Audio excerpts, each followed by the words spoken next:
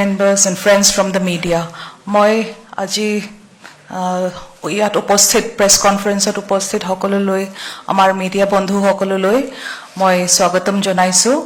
আমি সকলোৱে গম পাওঁ যে 19th অগষ্ট জুলাই পৰা আপাৰ আসাম বিশেষকৈ এটা worst kind unprecedented kind of floods হৈ আছে আৰু আমি latest position updates আজি জনাবলৈ খুজিছো। So with your kind permission, I'll just give a brief PPT and then we will move to the next step of the program. Thank you.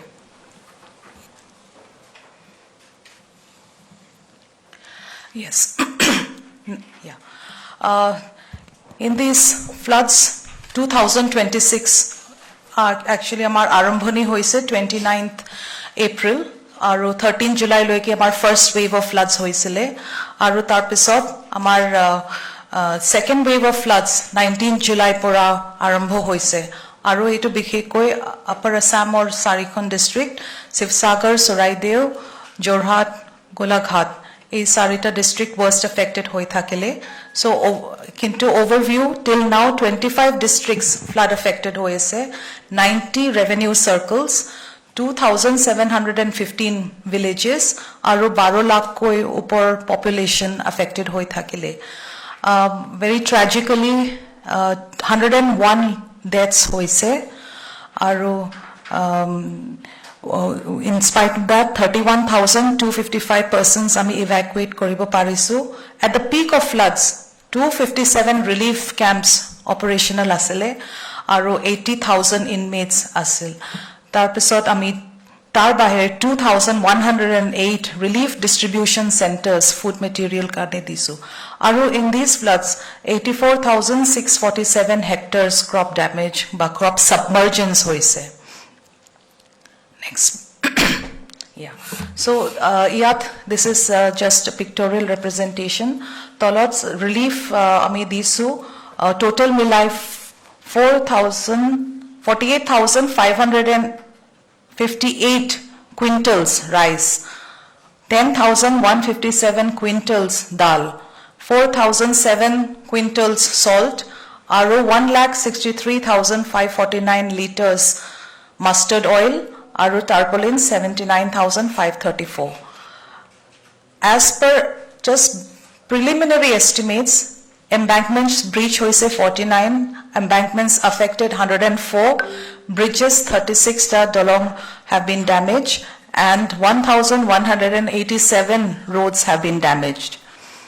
So right now the situation has improved and the last 24 hours Joar Rati 11th August midnight loike we still have 7 districts affected 25 revenue circles and population over 1,12,000 man se 47 relief camps aji muhurtot choli ase aru 7,982 inmates ase mane ghoroloi ghuribo pora nai next please so these are district wise figures I think we'll just share this should I run through these yeah okay so Sivsagar was the worst affected so overall all 5 revenue circles were affected today 3 are still underwater 476 villages 5,74,000 population 104 relief camps and 52,858 inmates were there in those relief camps relief distribution centers 721 ami kholibologya hoise Sivsagar Zilla alone only in Sivsagar Zilla we lost 50 human lives and we could rescue 21,726 persons using all other rescue forces NDRF SDRF army amar civil defense volunteers apta mitra volunteers sab involved hoisile 28,356 hectares submergence asile aru preliminary estimates 3,804 fully damaged houses animals livestock or jothesto lost hoise Sivsagar alone more than 2 lakh including big small aru poultry next please next worst affected asile Soraideo district at the peak 3 revenue circles affected 193 villages aru over 2 lakh population 24 relief camps and 253 relief distribution centers were operational. Aji Soraidewat, kono relief camp nai, everybody has been able to go back to their homes. In Soraideo, 22 lives were lost. We could rescue 5,698 persons. 18,449 hectares crop area submergence asile. Similarly, 488 fully damaged houses and 23,600 plus animals livestock loss hoise. Jorhat district at the peak 5 revenue circles, 304 villages, 1,66,000 population, 39 relief camps, 9,659 inmates logot, 280 relief distribution centers. 9 lives were lost in Jorhat in these floods. Crop area 7,000 plus hectares. Full damaged houses 108 asile. 17,000 plus livestock washed away by dead hoise. Golaghatot 6 revenue circles were affected. There in the peak time, 254 villages, almost 1 lakh population. 50 relief camps were opened with 6,000 plus inmates and 373 relief distribution centers. Golaghat Zillat, 8 lives were lost and 270 persons were evacuated. Crop area submerged is 3,875 and damaged houses or assessment ya soli ase. So overall flood impact, what I have just shared. So this is the tabular representation. Next please. Itimothe ami interim financial assistance families loi disu.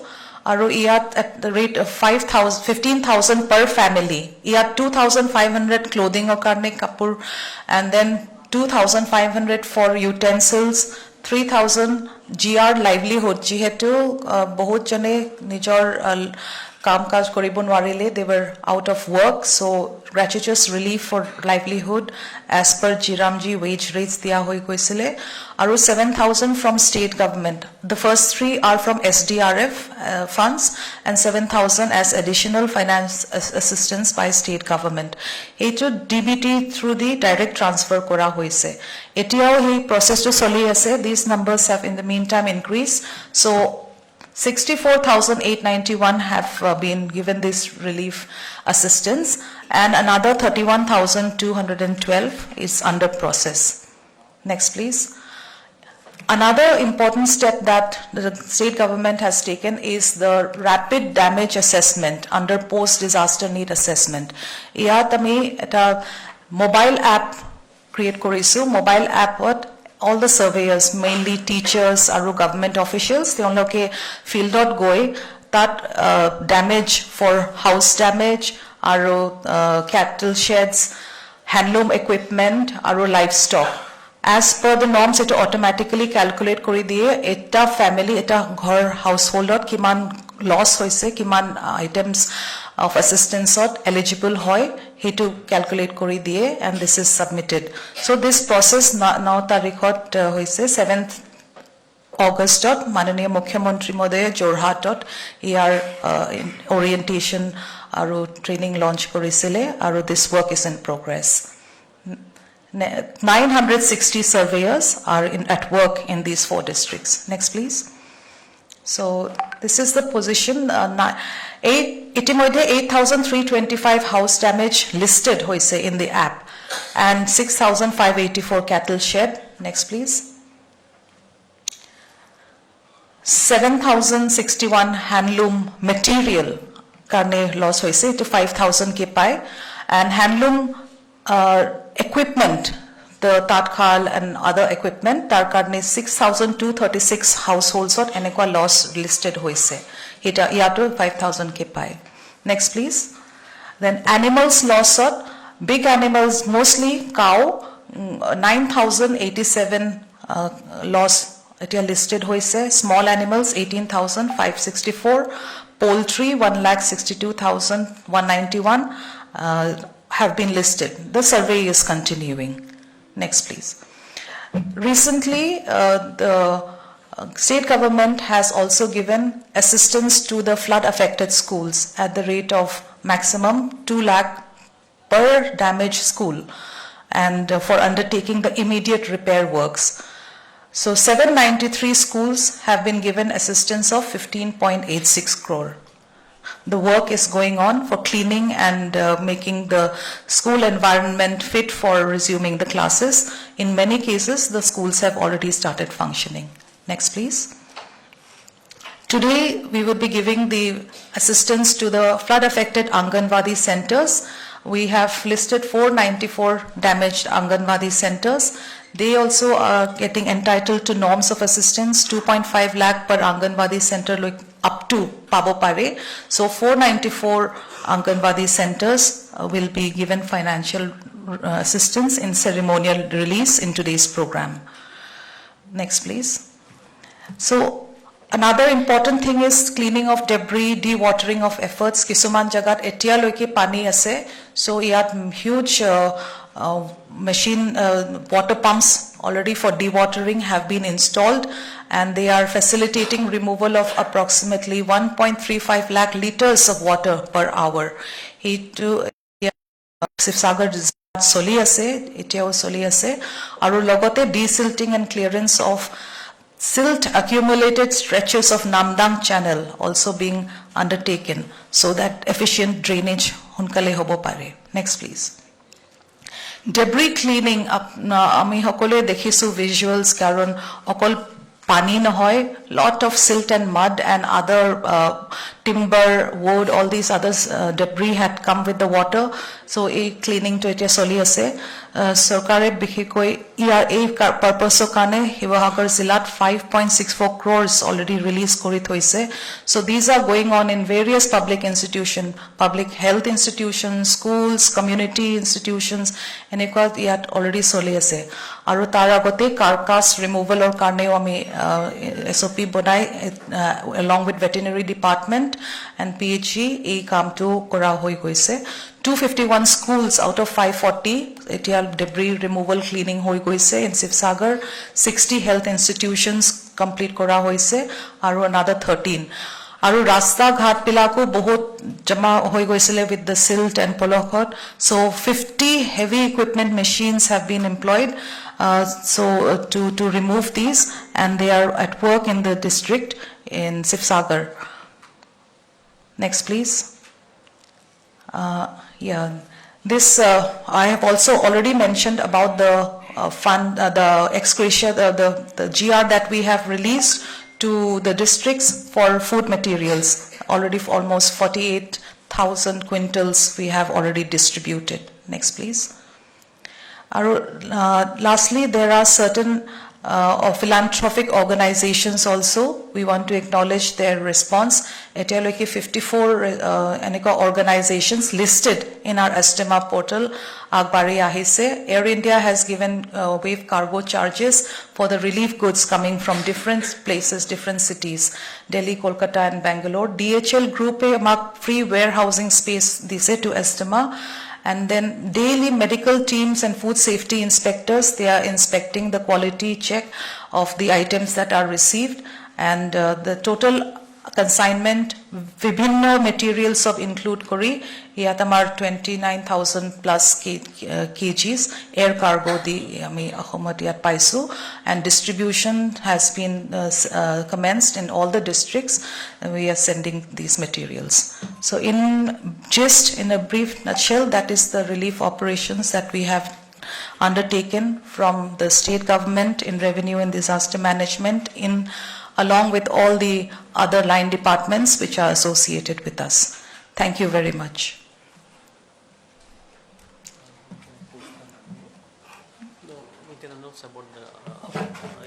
Okay, so we will have a short video before this. For the Anganwadi center. Yes.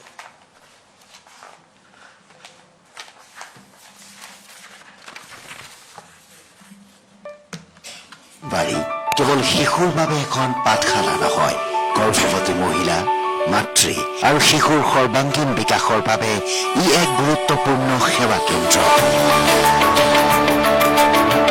শিশুৰ প্ৰাক-প্ৰাথমিক শিক্ষা আৰু সুস্থ বিকাশৰ সৈতে জড়িত এই কেন্দ্ৰসমূহে অসমৰ সামাজিক জীৱনত গুৰুত্বপূৰ্ণ ভূমিকা পালন কৰি আহিছে।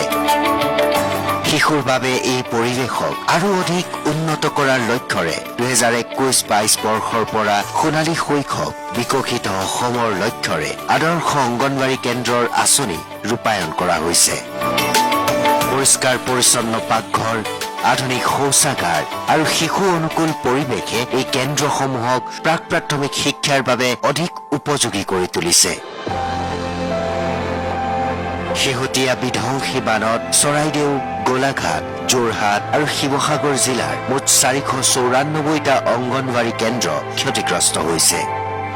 চৰাইদেউত 95টা, গোলাঘাটত 12টা, যোৰহাটত 37টা আৰু শিৱসাগৰত 350টা কেন্দ্ৰ বানৰ কবলত পৰিছে।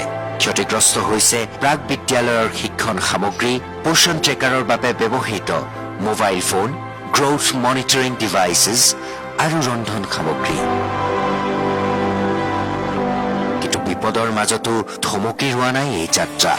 ক্ষতিগ্ৰস্ত কেন্দ্ৰসমূহ পুনৰ গঢ়ি তোলাৰ বাবে অসম চৰকাৰে তাৎক্ষণিক প্ৰতিটো ক্ষতিগ্ৰস্ত অংগনৱাড়ী কেন্দ্ৰৰ পুনৰ মেৰামতি আৰু নষ্ট হোৱা সামগ্ৰীসমূহ পুনৰ ক্ৰয় কৰাৰ বাবে 2.5 লাখ টকাকৈ আৰ্থিক সাহায্য ঘোষণা কৰিছে।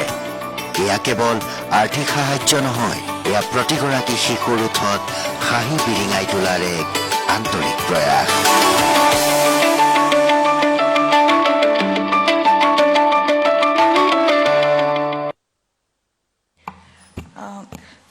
আজি মাননীয় মুখ্যমন্ত্ৰী মহোদয়ে অংগনৱাড়ী চেণ্টাৰ্ছ 494টা নম্বৰ্ছ, শিৱসাগৰ জিলাত 350, তাত 8.51 crore এছিষ্টেঞ্চ পাব। Charaideo 95 anganwadi centres, 2.24 crore rupees. যোৰহাটত 37 into 28 lakh হ'ব। আৰু গোলাঘাটত 12 অংগনৱাড়ী চেণ্টাৰ্ছৰ কাৰণে 0.255 crore. Total 11.285 crore financial assistance anganwadi centres লৈ আজি ৰিলিজ হ'ব।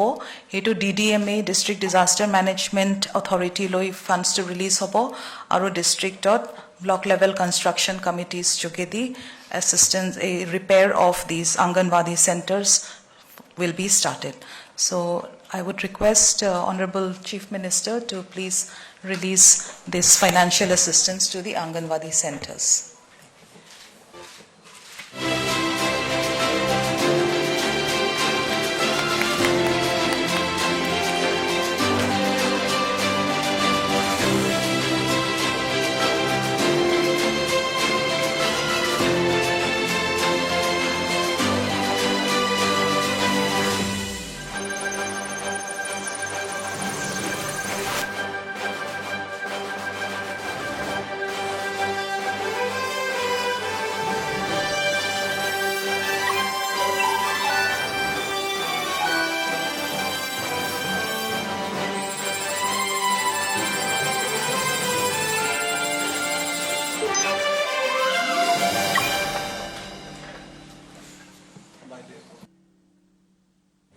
I would request now Honorable Minister, Women and Child Department, Madam Ajanta Niyog, to kindly speak a few words.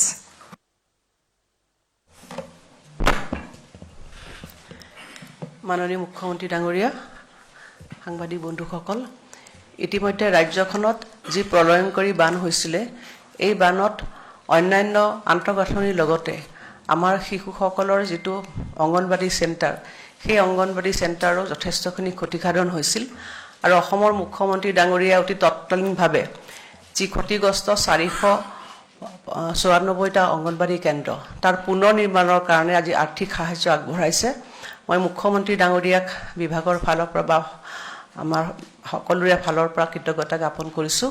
আৰু আপোনালোকে দেখিছে যে যোৱা সময়ছোৱা বানত বিশেষভাৱে বহুতো শিশু আছিলে, আৰু সেই শিশুসকলক আমি অংগনৱাড়ী কেন্দ্ৰত এটা চাইল্ড কৰ্ণাৰ বুলি পেলাই শিশুসকলক সুৰক্ষাৰ কাৰণে আমাৰ অংগনৱাড়ী কৰ্মীসকলে যিমানখিনি তেওঁলোক পৰিচৰ্যা কৰিব লাগে, লেকটেটিং মাদাৰ বা প্ৰেগনেণ্ট মাদাৰ, আমি সেইখিনি কৰিবলৈ চেষ্টা কৰিছিলোঁ আৰু শিশুসকলৰ খাদ্য তাত দিয়া হৈছিলে। মই পুনৰবাৰ মুখ্যমন্ত্ৰী ডাঙৰীয়াক ধন্যবাদ জ্ঞাপন কৰিছোঁ আপুনি যিখিনি পুঁজি বিভাগলৈ আমাৰ ডিষ্ট্ৰিক্টবিলাকলৈ দিছে তাত প্ৰত্যেকটো অংগনবাড়ী চেণ্টাৰত এখন অংগনবাড়ী মেনেজমেণ্ট কমিটি আছে সেই মেনেজমেণ্ট কমিটিৰ দ্বাৰা তৎকালীনভাৱে আমি কাইলৈৰ পৰাই এই পুঁজিখিনি ব্যৱহাৰ কৰি অংগনবাড়ী কেন্দ্ৰবিলাক পুনৰ নিৰ্মাণৰ কাৰণে ব্যৱস্থা গ্ৰহণ কৰিম ধন্যবাদ সাংবাদিক বন্ধু বান্ধৱীসকল আপোনালোকে আমাৰ অতিৰিক্ত মুখ্য সচিব চেংচন ডাঙৰীয়ানীয়ে আগবঢ়োৱা আমাৰ প্ৰেজেণ্টেশ্যনটো দেখা পালে তাত আমি বৰ্তমান বানৰ পৰিৱেশ আৰু ৰাজ্য চৰকাৰে লোৱা ৰিলিফ অপাৰেশ্যনৰ বিষয়ে সুন্দৰ কৰি ব্যাখ্যা কৰা হৈছে আৰু মই ভাবোঁ তাত মই বিশেষ সংযোজন কৰাৰ প্ৰয়োজন নাই বাট এজ এ স্নেপশ্বট আমাৰ এইবাৰ বানপানীত 25খন জিলা এফেক্টেড হৈছিলে 90টা ৰেভিনিউ চাৰ্কেল এফেক্টেড হৈছিলে 2715 ভিলেজ এফেক্টেড হৈছিলে 12 লাখ ব্যক্তি প্ৰত্যক্ষভাৱে বানত আক্ৰান্ত হৈছিলে আৰু 102 গৰাকী লোকে এই বানৰ আক্ৰান্ত হৈ মৃত্যুক সাৱটি ল'বলগীয়া হৈছিলে আৰু ৰাজ্য চৰকাৰে 257টা ৰিলিফ কেম্প 2108টা ৰিলিফ ডিষ্ট্ৰিবিউশ্যন চেণ্টাৰৰ জৰিয়তে এই সময়ছোৱাত আমি বানাক্ৰান্ত ৰাইজক সহায় কৰাৰ কাৰণে প্ৰচেষ্টা কৰিছিলোঁ চৰাইদেউ যোৰহাট আৰু গোলাঘাট জিলাৰ পৰিৱেশ সামান্য হোৱাৰ ফালে আগবাঢ়িছে যদিও শিৱসাগৰত এতিয়াও 3টা ৰেভিনিউ চাৰ্কেল এফেক্ট হৈ আছে 63খন ভিলেজ এতিয়াও বান আক্ৰান্ত হৈ আছে শিৱসাগৰ জিলাত 15টা ৰিলিফ কেম্প এতিয়াও চলি আছে য'ত নেকি 4188 গৰাকী ব্যক্তি আজিও ৰিলিফ কেম্পত বাস কৰিছে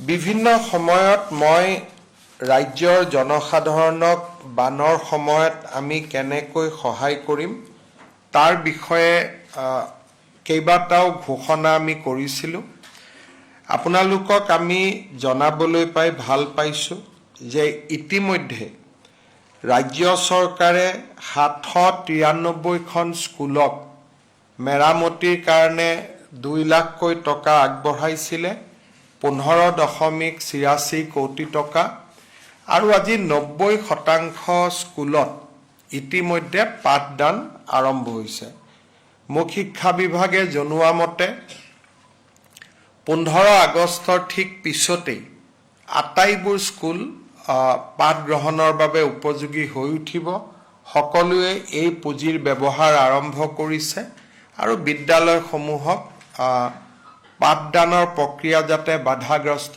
নহয় তাৰ বাবে ব্যৱস্থা হাতত লৈছে শিক্ষা বিভাগে ইতিমধ্যে বিনামূলীয়া পাঠ্যপুথি এই বিদ্যালয়সমূহক আকৌ এবাৰ যোগান ধৰিছে আৰু মুখ্যমন্ত্ৰীৰ সাহায্য পুঁজিৰ পৰা ছাত্ৰ ছাত্ৰী সকললৈ ইউনিফৰ্ম নতুনকৈ আৰু দুসাজ ইউনিফৰ্ম কিনি দিয়া আৰু সমান্তৰালভাৱে ছাত্ৰ ছাত্ৰী সকললৈ 1000 3000 আৰু 5000 টকাৰ এককালীন সাহায্যও আগবঢ়াইছে আজি আমি এই প্ৰক্ৰিয়াৰ লগত সংগতি ৰাখি আমাৰ ডেমেজ অংগনবাড়ী চেণ্টাৰসমূহক ৰিপেয়াৰ কৰা বা এই অংগনবাড়ী কেন্দ্ৰসমূহত যি পাঠদান কৰা হয় খেলা ধূলা কৰা হয় পুষ্টিকৰ খাদ্য বিতৰণ কৰা হয় তাক যাতে নিয়মীয়া কৰিব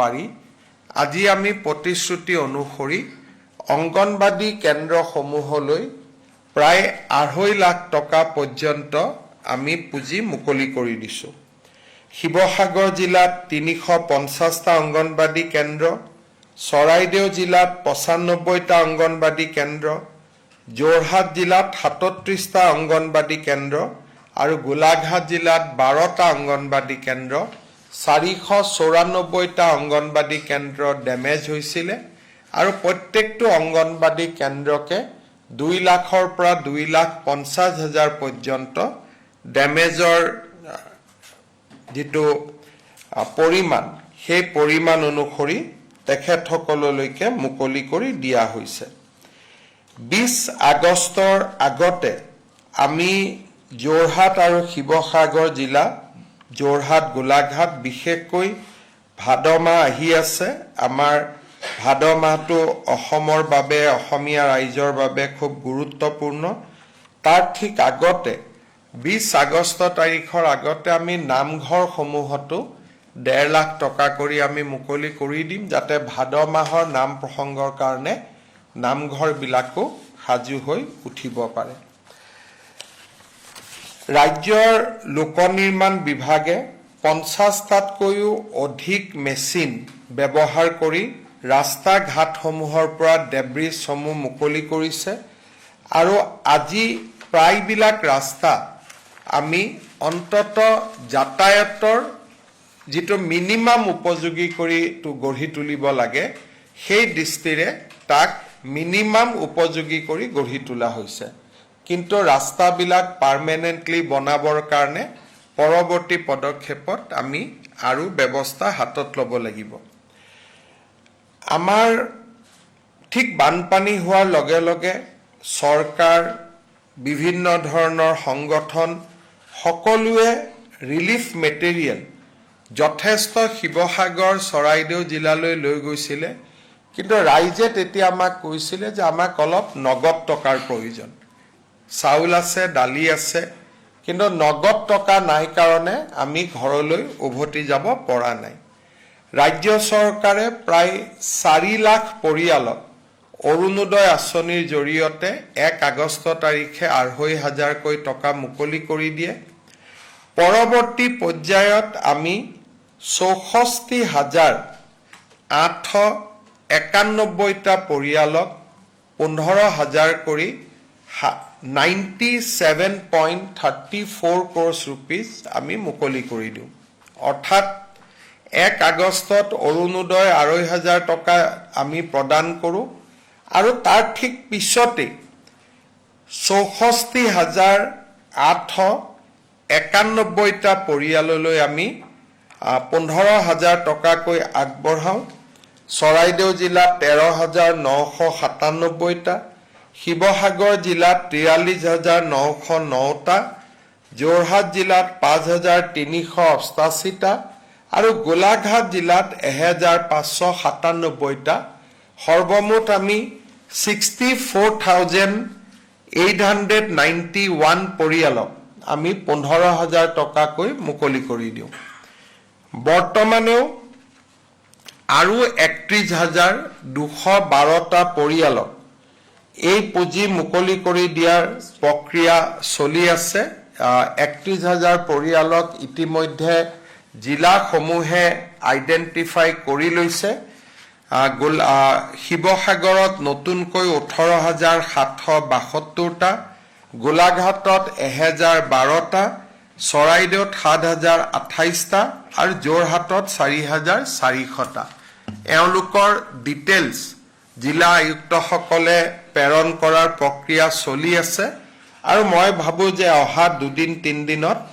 এই 31,212টা পৰিয়ালৰকো বান সাহায্য প্ৰদান কৰাৰ চূড়ান্ত হ'ব অৰ্থাৎ দুইটা যদি আমি লগ লগাওঁ প্ৰায় 1 লাখ পৰিয়ালে এককালীন 15,000 টকা কৰি ৰাজ্য চৰকাৰৰ পৰা লাভ কৰাৰ সম্ভাৱনা আছে ইয়াৰ লগত আমি হাতত লৈছিলোঁ যে আমাৰ যিটো পাৰ্মানেন্ট ডেমেজ তাক আমি কেনেকৈ ৰাইজক সহায় কৰিব পাৰোঁ পাৰ্মানেন্ট ডেমেজ যিসকলৰ হৈ আছে তেওঁলোকক কেনেকৈ আমি সহায় কৰাৰ কামত আগবাঢ়িব পাৰোঁ আৰু ইয়াৰ কাৰণে আটাইতকৈ প্ৰয়োজন আছিলে যে আমি এটা ৰেপিড ডেমেজ এছেছমেণ্ট অৰ্থাৎ খুব সোনকালে যাতে আমি ৰাইজৰ ডেমেজ এছেছমেণ্ট কৰিব পাৰোঁ আৰু ৰাইজক আমি ক্ষতিপূৰণ দিব পাৰোঁ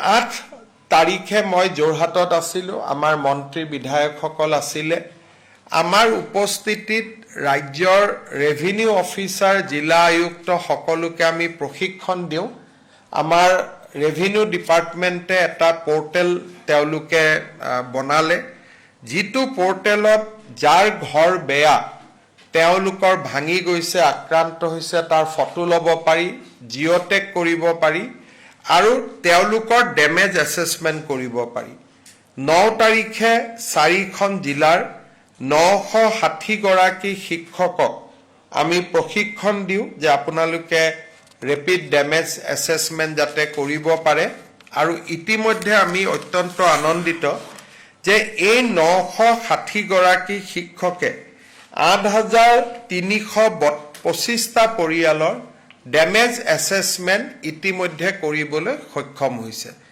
আৰু এই 8,000 পৰিয়ালৰ ডেমেজ এছেছমেণ্ট কৰোঁতে আমি দেখা পাইছোঁ যে প্ৰায় 150 কোটি টকাতকৈ অধিক ইতিমধ্যে ডেমেজ ৰিপৰ্ট আমালৈকে আহিছে আৰু এইটো মাত্ৰ আৰম্ভ হৈছে it will continue up to 38 August তাৰমানে প্ৰায় 50-60 হাজাৰ পৰিয়ালৰ ওচৰলৈকে যাব প্ৰক্ৰিয়া চলি আছে আৰু আমি ইয়াক 30 আগষ্টৰ ভিতৰত ইয়াক আমি শেষ কৰিব কৈছোঁ 30 আগষ্টত ইয়াত শেষ হোৱাৰ পিছত আমি এখন ড্ৰাফট লিষ্ট উলিয়াম যে এইকেইটা পৰিয়ালক আমি ক্ষতিগ্ৰস্ত হৈছে আৰু তেওঁলোকক আমি সহায় দিব খোজো ৰাইজে অভিযোগ কৰিব পাৰিব যে এই পৰিয়ালৰটো পানী উঠাই নাছিল তেওঁলোকে কেনেকৈ টকা পাব বা এই পৰিয়ালৰ পানী উঠিছিলে তেওঁৰ ঘৰত কিয় এছেছমেণ্ট নগ'ল 1 তাৰিখৰ পৰা 10 ছেপ্টেম্বৰলৈকে আমি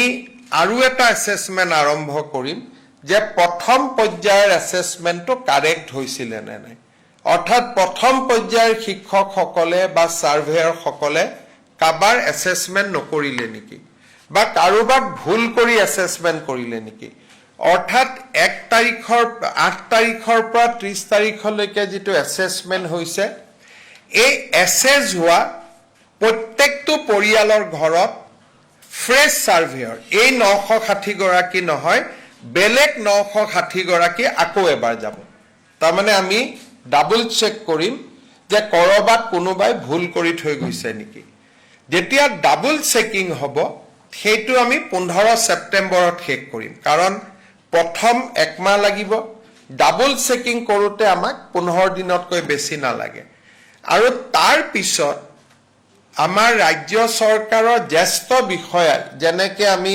গুণোৎসৱ কৰোঁ তেনেকে গুৱাহাটীৰ পৰা ডিব্ৰুগড় তিনচুকীয়াৰ পৰা সেই জিলাৰ শিক্ষক নহয় আন জিলাৰ পৰা আৰু ইনভেজিলেটৰ বা ছাৰ্ভেয়াৰ গৈ 10% এটা ফ্ৰেছ চেকিং কৰিব যে এই যিহেতু ছাৰ্ভেটো কৰিলে এই ছাৰ্ভেটোত কিবা ভুল আছে নেকি আৰু 10% ফ্ৰেছ চেকিং কৰিব কিন্তু যেটো থাৰ্ড চেকিং হ'ব হি জিলাৰ বিষয়া নহয় হি জিলাৰ বাহিৰৰ বিষয়াই কৰিব অৰ্থাৎ আমি এটা ফুল প্ৰুফ মেকানিজম বনাব খুজিছো যাতে কাৰো উজৰ আপত্তি থাকিব নোৱাৰে আৰু এই সময়ছোৱাত আমাৰ লিষ্টখন আমি তাৰ যেহেতু ব্লকত আমি আৰি দিম গতিকে কোনোবাই পিছত কমপ্লেইন কৰাতকৈ আগতীয়াকৈ যাতে কমপ্লেইন কৰিব পাৰে যে মোৰ ঘৰলৈকে নহল বা মোৰো ডেমেজ হৈছিল মোৰ ঘৰলৈকেও আহক আমি এটা ৰাইজৰ অভিযোগ লোৱাৰো এটা ব্যৱস্থা ৰাখিম যাতে কোনোবাই দাবী কৰিলে সেই দাবীৰ আমি নিষ্পত্তিও কৰিব পাৰো আমি আশা কৰিছো যে এই গোটেই প্ৰক্ৰিয়া প্ৰায় 1000 কোটি টকাতকৈ বেছি ৰাজ্য চৰকাৰে ডেমেজ এছেছমেণ্ট ডেমেজত খৰচ কৰাৰ সম্ভাৱনা আছে যদি এই ধৰণে কাৰণ মই দেখিছো যে 8000 ডেমেজ এছেছমেণ্ট কৰোঁতে প্ৰায় 200 কোটি টকাৰ ওচৰে ইতিমধ্যে ডেমেজ ৰিপৰ্ট আহিছে গতিকে 50-60,000 পৰিয়ালৰ ওচৰত যাওঁতে হয়তো এই সংখ্যাটো আৰু বেছি হ'বগৈ কিন্তু প্ৰধানমন্ত্ৰী ডাঙৰীয়াই ইতিমধ্যে মোক আশ্বাস দিছে যে যাৰ অৰিজিনেল ক্ষতি হৈছে তাক সহায় কৰাত কোনো বাধা নাই কিন্তু তেখেতেও মোক কৈছে যাতে লিষ্টত ক্ষতি নোহোৱা মানুহৰ নাম নোসোমায় কাৰণ এজন ক্ষতি নোহোৱা মানুহৰ নাম সোমালে আন 10 জনেও নিজৰ নাম সোমাবলৈ চেষ্টা কৰে, ফলত গোটেই প্ৰক্ৰিয়াটোৱে ব্যাহত হৈ যায়। মই শিৱসাগৰ, চৰাইদেউ, যোৰহাট, গোলাঘাটবাসী ৰাইজক আহ্বান জনাম যাতে এই গোটেই প্ৰক্ৰিয়াটোত আমাক যাতে তেখেতসকলে সহায় কৰে, যাৰ ক্ষতি হোৱা নাই তেওঁলোকে যাতে সাৰ্ভেত অংশগ্ৰহণ নকৰে, আৰু যাৰ ক্ষতি হৈছে তেওঁলোকে যাতে নিশ্চিতভাৱে সাৰ্ভেত অংশগ্ৰহণ কৰে। ইয়াৰ পিছত আমি আমাৰ আৰু এটা প্ৰচেষ্টা আছে। আপোনালোকে জানে যে কেইবাটাও অঞ্চল আছে, নেপালী খুটি, কমল বস্তি, কেইবাটাও অঞ্চল আছে য'ত 100% ঘৰ ডেমেজ হৈছে। বিশেষকৈ নেপালী খুটি, কমল বস্তি, আমাৰ ৰেলৱে ষ্টেচন আছে, তাত আৰু এখন মই গৈছিলোঁ বামুণ পুখুৰী, মাছগাঁও, এনেকুৱা কেইটামান এৰিয়া আছে য'ত সম্পূৰ্ণভাৱে ঘৰৰ নষ্ট হৈছে, তাত হাউচিং বুলি একো নাই।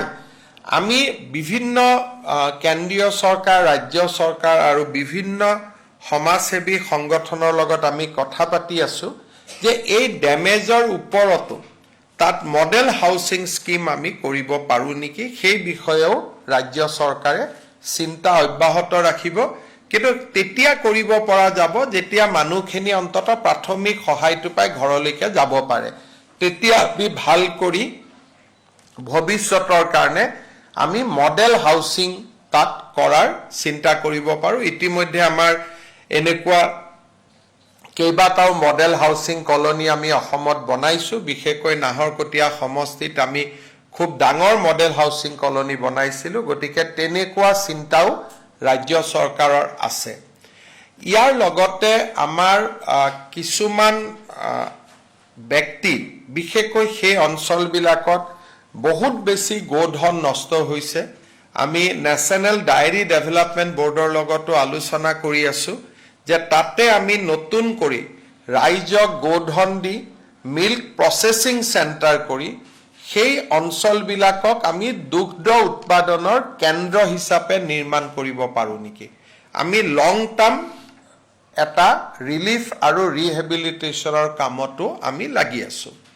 ইয়াৰ উপৰিও দিখৌ নদীৰ কাষত দিখৌ নদীৰ বান ৰোধ কৰাৰ কাৰণে পাৰ্মানেণ্ট ব্যৱস্থা, শিৱসাগৰৰ পাণবেচাৰ দৰে অঞ্চলৰ যিটো সদায় প্ৰত্যেক বছৰে বানপানী হয়, সেই বানপানীক কি ধৰণে আমি প্ৰতিৰোধ কৰিব পাৰোঁ, পাৰ্মানেণ্ট সলিউশ্যনৰ কাৰণেও ৰাজ্য চৰকাৰে ইতিমধ্যে সমান্তৰালভাৱে কামত আগবাঢ়িছে।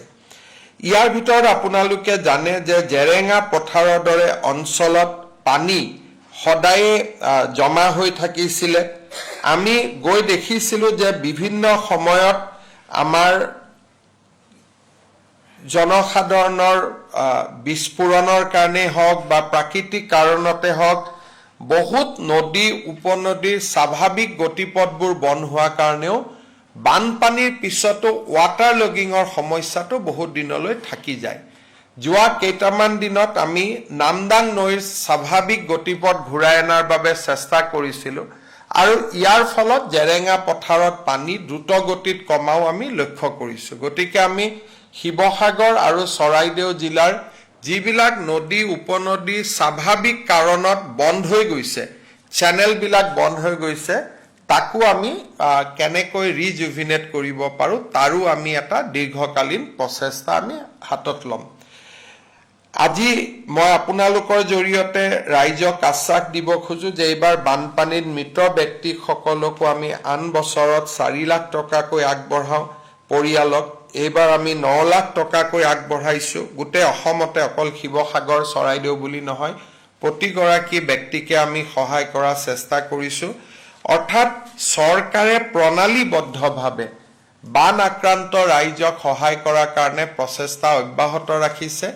আমি সকলোৰে সহযোগিতা বিচাৰিম আৰু মই আশা কৰোঁ যে সকলোৰে প্ৰচেষ্টাত আমি লং টাৰ্ম ৰিলিফ, অকল শ্বৰ্ট টাৰ্ম নহয়, আমি লং টাৰ্ম ৰিলিফ ৰিহেবিলিটেশ্যনৰ কাৰণেও আমি যি ব্যৱস্থা লৈছোঁ তাত আমি এটা সহায় পাব পাৰোঁ। আন এটা আপডেট হৈছে যে এইবাৰ ৰাইজৰ সহায় সহযোগিতা বিভিন্ন NGO বিভিন্ন ব্যক্তি বিভিন্ন জনে বিভিন্ন ধৰণে শিৱসাগৰ চৰাইদেউত গৈ ৰাইজক সহায় কৰিছে আৰু সমান্তৰালভাৱে এইবাৰ অভাৱনীয়ভাৱে কেতিয়াও মই দেখা নাছিলোঁ অভাৱনীয়ভাৱে মুখ্যমন্ত্ৰীৰ সাহায্য পুঁজিটো ৰাইজে বৰঙণি আগবঢ়াইছে এই পৰ্যন্ত অকল মাইক্ৰ' ডনেশ্যনে 26,267 জন ব্যক্তি আগবঢ়াইছে 10 টকা 5 টকা 100 টকা যোনে যেনেকে পাৰে মই অকল মাইক্ৰ' ডনেশ্যন কৈছো মাইক্ৰ' ডনেশ্যনে এতিয়ালৈকে 26,000 ৰাইজে আগবঢ়াইছে অকল অসমৰে নহয় ভাৰতৰ বিভিন্ন জাগাৰ পৰা এই মাইক্ৰ' ডনেশ্যনো আহিছে আৰু ইতিমধ্যে মুখ্যমন্ত্ৰী সাহায্য পুঁজিতে অভাৱনীয় সংখ্যা যে 142 কোটি টকা এই মুহূৰ্তলৈকে জমা হৈছে আৰু বহুত প্ৰায় 900 ব্যক্তিয়ে মোৰ সময় বিচাৰিছে যে আমি দান বৰঙণি আগবঢ়াব খোজো মুখ্যমন্ত্ৰী আমাক অলপ সময় দিয়ক মই নাজানো যে কিমানখিনিক মই নিজে লগ কৰিব পাৰিম কিন্তু প্ৰথমবাৰ এনে অদ্ভুত এটা উৎসাহ ৰাইজৰ মাজত দেখা দিছে যিটো এটা পজিটিভ বুলি আমি ক'ব পাৰো মুখ্যমন্ত্ৰীৰ সাহায্য পুঁজিৰ এই ধনো আমি মডেল হাউচিং কলনী নিৰ্মাণৰ ক্ষেত্ৰত ব্যৱহাৰ কৰিম সেই ধৰণে আমি চিন্তা কৰি থৈছো আৰু এই গোটেই আঁচনিবিলাকত য'ত য'ত চৰকাৰৰ নীতি নিয়মে ঢুকি নাপায় তাত আমি CM ৰিলিফ ফাণ্ডৰ পৰা আৰু য'ত চৰকাৰৰ নীতি নিয়মে ঢুকি পায় তাত চৰকাৰৰ পৰা এই দুইটা ফাণ্ডক আমি একেলগ কৰি আমি এই পুনৰ সাহায্য অভিযানত আমি নামি পৰিছো আৰু আমি আগবাঢ়ি যাম 15 তাৰিখৰ পিছত আমি ইতিমধ্যে আৰু এটা কামত নামিছো যে অসমৰ বানপানীৰ বিভীষিকা আসলতে তাক আমি বানপানী পাৰ হৈ যোৱাৰ পিছত আলোচনা নকৰো এইবাৰ আমি বহুত বিলাক ভিডিও আমি ক্যাপচাৰ কৰি থৈছিলো যাতে এই বিভীষিকা আমি বিমল ওপৰটা আমি ৰাষ্ট্ৰীয় পৰ্যায়তো আমি দেখাব পাৰো যাতে অসমৰ বানৰ আমি ৰাষ্ট্ৰীয় সমাধান বিচাৰিব পাৰো সেই কাৰণে এইবাৰ আমি বহুত কেটা ডকুমেন্টেশন কৰিছো অসমৰ বানপানীৰ ৰাষ্ট্ৰীয় সমাধান বিচাৰি আৰু ৰাষ্ট্ৰীয় সমাধান কেনেকৈ হ'ব যেতিয়া দেশৰ আটাইতকৈ ডাঙৰ ডাঙৰ ইনষ্টিটিউচন বিলাকে ৰুৰকিৰ পৰা আৰম্ভ কৰি IIT সকলোৱে নিজৰ নিজৰ ফিডবেক দিব পাৰে আৰু সেই দিশটো এবাৰ আমি কাম কৰিছো যে আমাৰ টকা পইচা আছে আমাক সলিউশনৰ ৰাস্তা লাগে আমি কোন ৰাস্তা দি গলে সলিউশন আনিব পাৰিম সেই দিশটো এবাৰ আমি কাম কৰিম 15 তাৰিখৰ পিছত এই বিষয়েও আমি লোৱা পদক্ষেপ আপোনালোকক কিছু অৱগত কৰিম এই ক্ষেত্ৰত যদি আপোনালোকৰ কিবা প্ৰশ্ন আছে মই উত্তৰ দিব পাৰিম কিন্তু তাৰ আগতে মই আপোনালোকক বেংক আৰু ইন্সুৰেন্সৰ ক্ষেত্ৰতো কেইটামান তথ্য দিব খুজিছো আমাৰ শিৱসাগৰ আৰু চৰাইদেউ যোৰহাট গোলাঘাট জিলাত আমাৰ 20টা ইন্সুৰেন্স কোম্পানীয়ে কাম কৰে এই মুহূৰ্তলৈকে 1703 গৰাকী ব্যক্তিয়ে ইন্সুৰেন্স ক্লেইম কৰিছে আৰু 92 কোটি টকাৰ ইন্সুৰেন্স বিচাৰিছে আৰু ইন্সুৰেন্স কোম্পানী সমূহ প্ৰায় 176 ক্লেইম ইতিমধ্যে সেটল কৰিছে মই শিৱসাগৰ চৰাইদেউ ৰাইজক আহ্বান জনাম যোৰহাট গোলাঘাটৰ ৰাইজক আপোনালোকে যেন ইন্সুৰেন্স ক্লেইমটো যিমান পাৰে সিমান সোনকালে কৰক কাৰণ যিমানে দেৰিকৈ কৰিব ঘৰটোৰ সাফা হৈ যাব প্ৰমাণবিলাক নোহোৱা হৈ যাব এতিয়ালৈকে 20টা ইন্সুৰেন্স কোম্পানী এক্টিভ হৈছে তাৰ ভিতৰত মই দেখিছো যে 1700 গৰাকী ব্যক্তিহে এতিয়ালৈকে ইন্সুৰেন্স ক্লেইম কৰিছে এই সংখ্যাটো বাঢ়িব লাগে ইন্সুৰেন্স কোম্পানী বিলাকেও আমাৰ লগত যোগাযোগত আছে যে আমাক যিমান ক্লেইম কৰে সিমান ভাল আমি ক্লেইম সেটল কৰাৰ কাৰণে আগ্ৰহী সেই ক্ষেত্ৰত মই শিৱসাগৰ আৰু চৰাইদেউ ৰাইজক আহ্বান জনাম যেন আপোনালোকে ডেমেজ ক্লেইম আৰম্ভ কৰক ইন্সুৰেন্স ক্লেইম আৰম্ভ কৰক মই আকৌ এবাৰ কৈছো যে এতিয়ালৈকে 1703 গৰাকী ব্যক্তিয়েহে এই আবেদন আগবঢ়াইছে বেংকৰ ক্ষেত্ৰত এতিয়ালৈকে আমাৰ 2,27,993 জন বৰুৱাৰ আছে যোনে লোন লৈছে এতিয়ালৈকে মাত্ৰ 319খন এপ্লিকেশ্যনহে আহিছে মৰেটৰিয়ামৰ কাৰণে আৰু গোটেইকেইখন এপ্লিকেশ্যন ইতিমধ্যে বেংকে একচেপ্ট কৰি লৈছে গতিকে মই যাৰ লোন আছে মৰেটৰিয়াম লাগে তেওঁলোকে যাতে বেংকটোত এপ্লিকেশ্যনখন দিয়ে 30 আগষ্টলৈকে সময় আছে গতিকে 30 আগষ্টৰ ভিতৰত মই শিৱসাগৰ আৰু চৰাইদেউ ৰাইজক বেংকৰ লোন মৰেটৰিয়ামৰ কাৰণে এপ্লিকেশ্যন দিবৰ কাৰণে আৰু আমাৰ ইন্স্যুৰেন্স ক্লেইম কৰিবৰ কাৰণে আহ্বান জনাম আপোনালোকে এটো ভাবিব পাৰে যে আবেদন কিয় দিব লাগে সকলোকে দি দিয়ক এই কাৰণে সকলোকে দিব নোৱাৰি কাৰণ জিলা কেইখনত সকলো মানুহ ইম্পেক্ট হোৱা নাই আৰু বহুত অঞ্চলত পানী উঠাও নাই আৰু কাৰোবাৰ ড্যামেজ 30% আছে কাৰোবাৰ 90% আছে গতিকে ইন্স্যুৰেন্স অ্যাকৰ্ডিং টু ড্যামেজ হয় সেই কাৰণে সকলোৱে যাতে ব্যক্তিগত আবেদনবোৰ কৰে 30 আগষ্টলৈকে সময় আছে লোন মৰেটৰিয়ামৰ কাৰণে আবেদন কৰা আৰু ইন্স্যুৰেন্স ক্লেইম কৰা মুখ্য সচিবে বেংক আৰু ইন্স্যুৰেন্স কোম্পানী বিলাকৰ লগত প্ৰতি 3 দিনতে আমি বহি আছো গতিকে যিমান ক্লেইম কৰে আমি হিমানে ৰাইজক সুবিধা দিব পাৰিম মই আপোনালোকৰ জৰিয়তে ৰাইজলৈও এই ক্ষেত্ৰত বিনম্ৰ আহ্বান জনাইছো যাৰ যোনে যি ইন্স্যুৰেন্স কৰিছে কোনোবাই হাউচিং কৰিছে কোনোবাই ঘৰ কৰিছে কোনোবাই দোকান কৰিছে নাই তেনেকুৱা নেচাৰেল কেলামিটি বুলিয়েই পাব ইন্স্যুৰেন্স যদি থাৰ্ড পাৰ্টি ইন্স্যুৰেন্স কৰি থৈছে তেতিয়াতো নাপাব যদি এখন গাড়ীৰ ফুল ইন্স্যুৰেন্স আৰু থাৰ্ড পাৰ্টি ইন্স্যুৰেন্স কোনোবাই যদি ইন্স্যুৰেন্স থাৰ্ড পাৰ্টি কৰি থৈছে ফুল ইন্স্যুৰেন্স গাড়ীখনৰ কৰা নাই তেতিয়াতো ইন্স্যুৰেন্স কোম্পানীয়ে নিদিয়ে কিন্তু বানপানী বুলিয়ে স্পেশালি দিব খুজিছে আৰু সকলো আগ্ৰহী মাত্ৰ আবেদন কৰিব লাগে আৰু আবেদন কৰিলে আমিও মনিটৰ কৰি থাকিম মাত্ৰ 1700 জন ব্যক্তি আবেদন কৰিছে আবেদন কৰাতটো কোনো বাধা নাই যিমান আবেদন কৰিব মনিটৰ কৰিব আমাৰ সুবিধা হ'ব আমাৰ 2,27,993 টা বৰোইং একাউন্ট আছে গোটেই কেইখন ডিস্ট্ৰিক্টত চৰাইদেউত আছে 41,000 একাউন্ট শিৱসাগৰত 1,05,000 যোৰহাটত 34,000 গোলাঘাটত 46,000 এতিয়ালৈকে এপ্লিকেশ্যন কৰিছে অনলি 319 আৰু গোটেই কেইটা বেংকে মানি লৈছে ইতিমধ্যে গতিকে যিমানে আবেদন কৰে আমি হিমানে ভাল পাওঁ এইটো হল মৰেটৰিয়ামৰ কাৰণে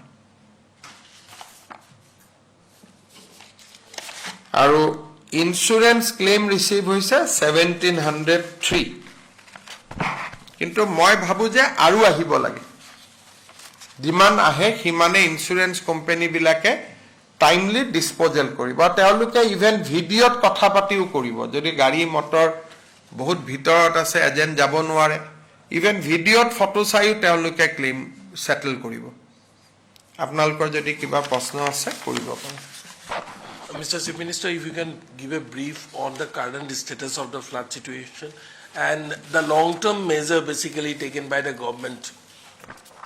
Look,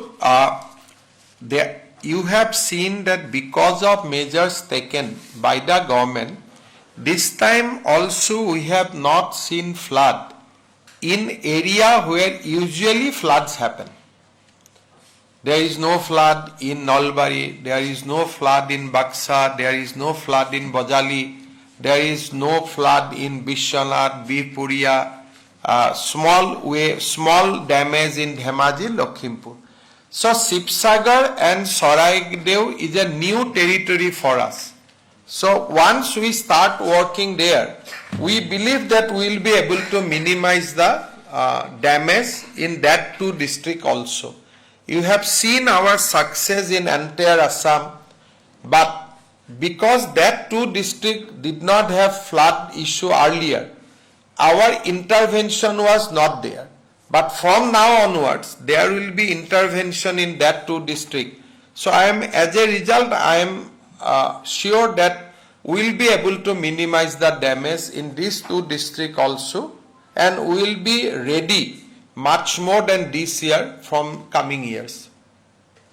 Sir, One thing we have seen, basically, flood is always looks like a national phenomena. And this time, government is going to take a new kind of step, that is long-term relief, rehabilitation Yes. and model housing colony. So, do you think that this could be later on maybe expanded to other areas? Look, my own view is that in the district where flood is happening because of river Brahmaputra, we'll see decline. Primarily because there are a lot of activities going on in both Tibet and in Arunachal Pradesh. In Tibet also, huge reservoir is coming up. They are trying to develop 60,000 megawatt power. In Arunachal also, there are a lot of hydro projects are coming. So that will result in lot of flood cautioning in Brahmaputra. So that is the phenomena we are going to witness in next couple of years once these things are over. But we do not have any intervention in the tributaries. So most of the flood presently is happening in the area dominated by tributary, like Dikho in this case, Doria, so there are Dorika. So from Brahmaputra, now we have to shift our attention to the tributaries. We'll see, because these are new phenomena. We never witnessed flood in Sibsagar and Saraideo from 1950.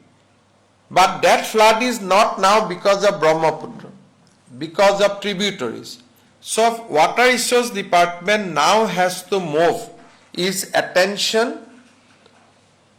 Not only they will concentrate in Brahmaputra, they have to concentrate in its tributaries also. So these are new things, we have to face it, and we have to bring some kind of solution. Sir, a good news came out from affected area from Jorhat. A young girl, Janmoni Kaur, received a gold medal in national level. Yes. So, sir, how do you see this talented people? I think we have lot of talents. Particularly, you have seen that flood has happened in Sibsagar, Saraideo, Golaghat, Jorhat. Even Lovelina, Nayanmani, they are from Golaghat district only. So that 4 district is a big catchment area for talent, be it education, be it sports, be it culture. Because Assamese civilization, a huge journey was started from those areas. So I think we have lot of talent in that 4 district, and we know it also. As I told you, we are discussing Janmani, but even Lovelina, Nayanmani, Bhogeshwar Boru, everybody is from that 4 district. So that is a huge catchment area for talent, and we will continue to pursue. Sir, আপুনি যেতিয়া নেপালী খুঁটিত গৈছিল, আপুনি তাত গাৰ্ডৱালৰ কথা কৈছিল, আৰু টেঙা হোলাটো গৈছে, টেঙা হোলাটো গাৰ্ডৱাল হয়তো আপোনাক ৰিকুৱেষ্ট কৰিছে, সেই প্ৰচেছটো আপুনি কি চিন্তা কৰিছে? ৰাইজে গাৰ্ডৱাল বুলি কৈছে, মই ৰাইজক সেইটো সময়ত ক'বই লাগিব যে কৰি দিম বুলি, কিন্তু এইটো এটা বৈজ্ঞানিক সমাধান লাগিব, গাৰ্ডৱাল লাগিব বা আন কিবা ব্যৱস্থা লাগিব। গতিকে এতিয়া ৱাটাৰ ৰিচোৰ্চ ডিপাৰ্টমেণ্ট তাত যাব, যিয়ে সলিউশ্যন দৰকাৰ। গাৰ্ডৱাল বুলিতো এনেকৈ এখন ৱাল বনালেতো পানী ৰখাব নোৱাৰিব, তাত ফ্লাড প্ৰটেকশ্যন আৰু বহুত মেজাৰ্ছ লাগিব। So' we are ready to do it. গতিকে আমি কৰিম। এই ছেপ্টেম্বৰ অক্টোবৰত পানীটো শুকালেই আমি টিমবিলাকক পঠিয়াম যে কেনেকৈ জেগাবিলাকত ভৱিষ্যতে এনেকুৱা পানী নামি আহিলে আমি বচাব পাৰোঁ। এই গাৰ্ডৱালখন আমি আগতেই দিছিলোঁ, তেতিয়া আমি মাটি ল'ব নোৱাৰিলোঁ। আমি বহুত চেষ্টা কৰিছিলোঁ, তাত তেতিয়া আমি মাটি ল'ব নোৱাৰিলোঁ, সেইকাৰণে সেই প্ৰজেক্টটো নহ'লগৈ।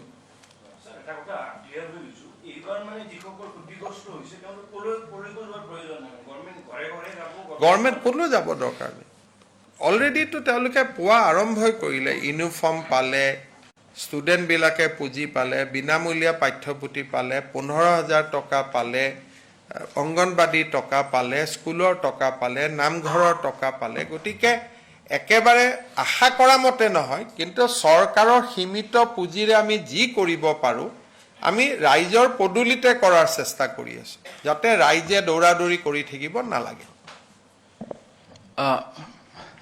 আপুনি উল্লেখ কৰিছিলে 8,000 পৰিয়ালৰ এছেছমেণ্ট কৰোঁতে প্ৰায় 150-200 কোটি টকাৰ প্ৰয়োজন হয় বুলি গম পোৱা গৈছে এতিয়া প্ৰায় 1 লাখ পৰিয়াল নিশ্চয় হ'ব এই গোটেই পুঁজিখিনি কেনেকৈ কি কৰা হ'ব কেন্দ্ৰীয় চৰকাৰে আমাক সহায় কৰিব প্ৰধানমন্ত্ৰী ডাঙৰীয়াই মোক কৈছে যে তহঁতি ভালকৈ এছেছমেণ্ট কৰ যি পুঁজি লাগে চেণ্ট্ৰেল গভৰ্ণমেণ্টে দিব গতিকে পুঁজিৰ কোনো অসুবিধা ৰাজ্য চৰকাৰে সন্মুখীন নহয় খালি প্ৰধানমন্ত্ৰী ডাঙৰীয়াই এটাই কৈছে যে যাৰ হোৱা নাই তেওঁলোকৰ নাম আহিব নালাগে সেইকাৰণে 3টা লেয়াৰত চেকিং কৰিব দিছে প্ৰথম এটা সাৰ্ভে হ'ল সেকেন্ড সাৰ্ভে হ'ল থাৰ্ড সাৰ্ভে হ'ল আৰু পোৰ্টেলটো তেখেতসকলে আমাক দিছিলে যে পোৰ্টেলত কৰ ফটাফট হৈ যাব গতিকে আমাৰ টাৰ্গেট আছে যে পূজাৰ আগতে আমি যাতে মানুহক সহায় কৰিব পাৰো আৰু চেন্ট্ৰেল গভৰ্ণমেণ্টে যেনেকৈ হওক আমাক হাত খুলি সহায় কৰিব বাট উইদিন দ্য নৰ্মছ যেটো আমাৰ পিডিএনএ নৰ্মছ আছে এছডিএমএ নৰ্মছ আছে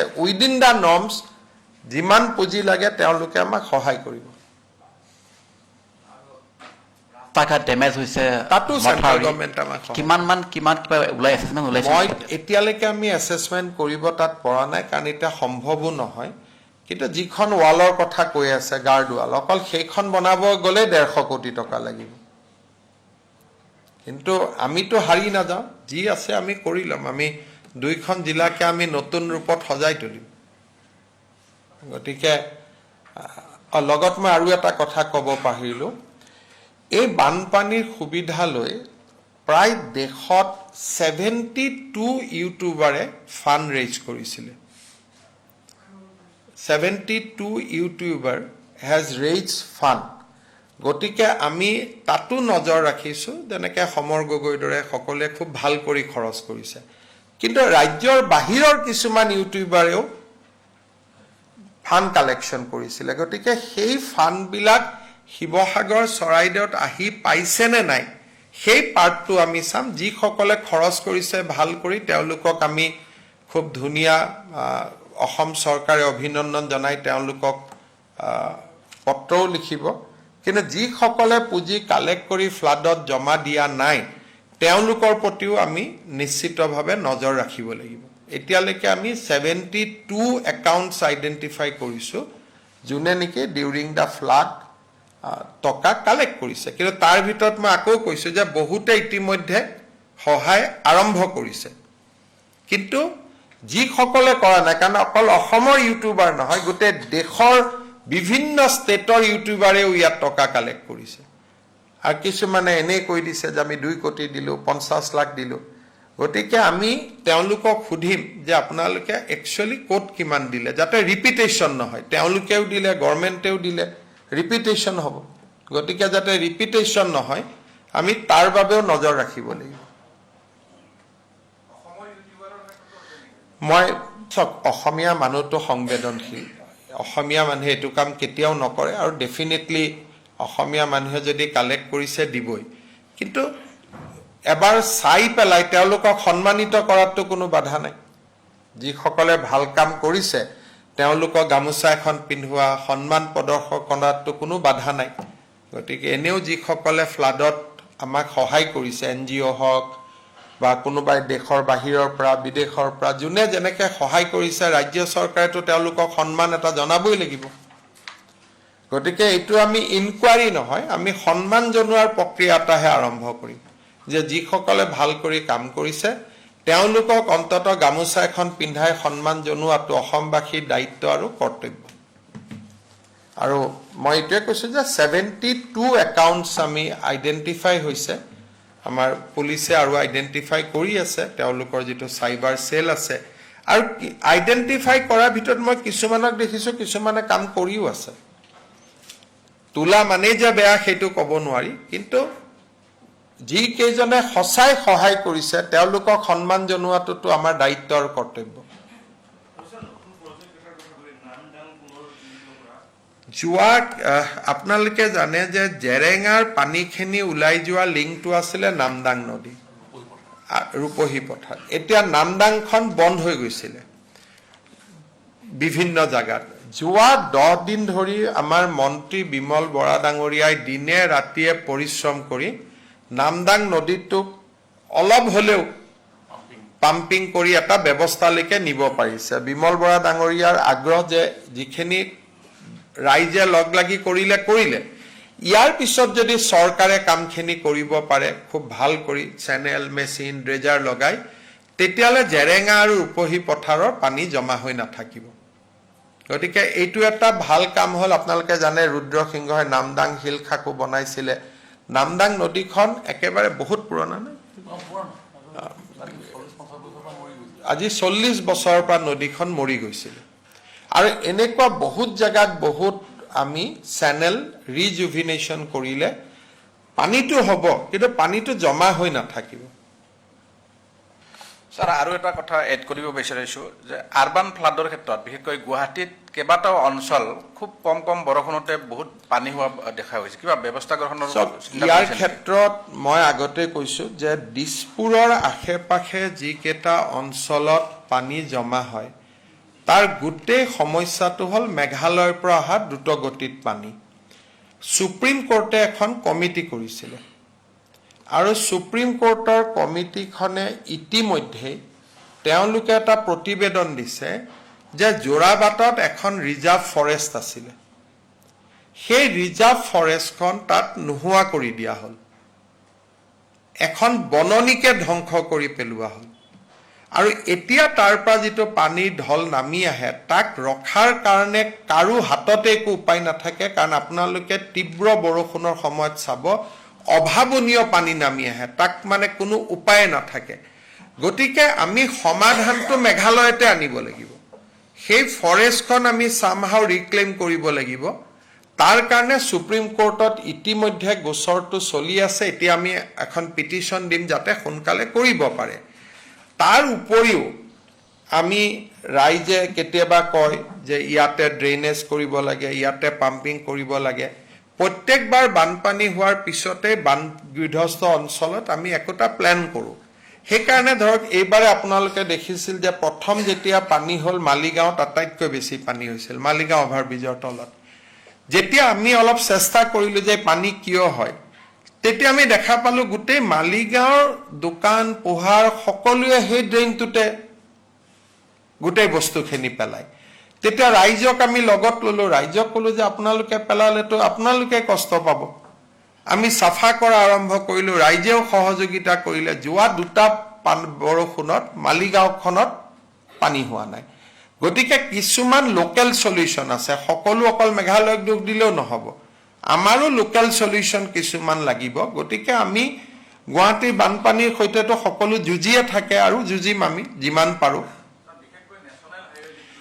নেশ্যনেল হাইৱেটোৰ কাৰণে ভাৰত চৰকাৰে অলপ পুঁজি অনুমোদন কৰিছে ড্ৰেইনেজবোৰ কৰাৰ কাৰণে ৰিং ৰোডৰ স্কিম হিচাপে এতিয়ালৈকে 150 কোটি কৰিছে কিন্তু আমি কৈছো আমাক বেছি টকা লাগিব আৰু এটা চেনেলৰ কাৰণে এনডিএমএও আমাক তাত টকা দিছে কাম আৰম্ভ হৈছে অহা বছৰ হয়তো অলপ নেশ্যনেল হাইৱেটো বেটাৰ হ'ব আমাৰ লখৰা সাইডটো মুখ্যমন্ত্ৰী মহোদয় আমাৰ এতিয়াও মনত আছে 2006 চনতে আপুনি তেতিয়া গুৱাহাটী উন্নয়ন বিভাগৰ মন্ত্ৰী থাকোঁতে দিছিল যে প্ৰত্যেক ৰেইন ৱাটাৰ হাৰ্ভেষ্টিং মাষ্ট আৰু বাইলজতো আছে কিন্তু পৰৱৰ্তী সময়ত গ্ৰীণ মানে ৰেইন ৱাটাৰ হাৰ্ভেষ্টিং কোনো এটা বিল্ডিং বা কোনো এটা ক্ষেত্ৰত নহ'ল চক গুৱাহাটীৰ বানপানীৰ ক্ষেত্ৰত মই আগতে কৈছোঁ যে এটা ডাঙৰ সমস্যা হৈছে মেঘালয়ৰ পৰা অহা পানী নহ'লে আমি ইমান সহ্য কৰিব নালাগিলেহেঁতেন যিটো আমি কৰি আছোঁ কিন্তু সকলো মেঘালয়ক দুখ দিলে নহ'ব